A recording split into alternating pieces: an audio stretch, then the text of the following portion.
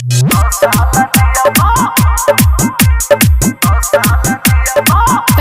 by RLA Recording Studio. DJ Mithu, Raja Personi.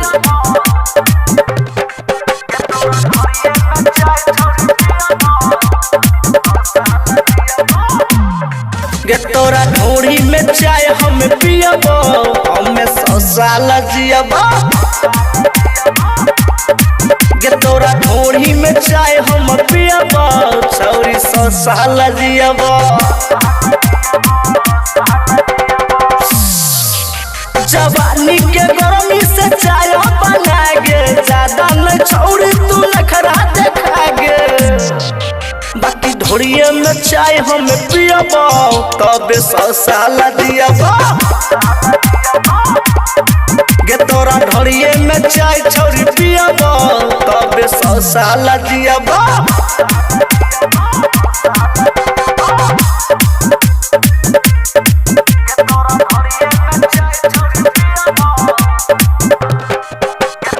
Music by DJ Mithu, Raja Personi.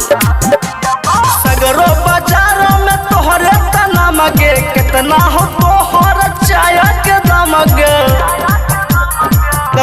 सुना सगरो बाजार में तोहरे छना मगे कितना हो तोहर चाय के दाम गे। बाकी पी पी के मजा हम लिहबो तबे 100 साल जियबो। गे तोरा ढोरिए में चाय छौरी पियबो तबे 100 साल जियबो।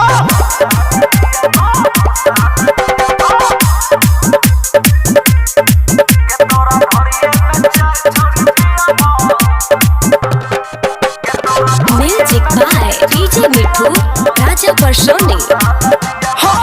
पी न दुर्ग छोरो देखे गहकी पिए लाया बछो मोबाइल धक बनकी। सुनो हाँ बिक्की अनिल छोरो देखे गहकी पिए लाया बछो मोबाइल धक बनकी। बाकी घर में गरम पवन पियता तबे 100 साल जियता। गे तोरा ढोरिए में चाय छौरी पियबो तबे 100 साल जियबो।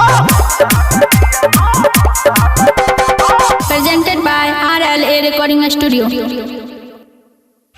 जवानी के गर्मी से चाय बना गे ज्यादा न छौरी तू नखरा देखा गे। बाकी ढोरिए में चाय हम पियबो तबे 100 साल जियबो। गे तोरा ढोरिए में चाय छौरी पियबो तबे 100 साल जियबो।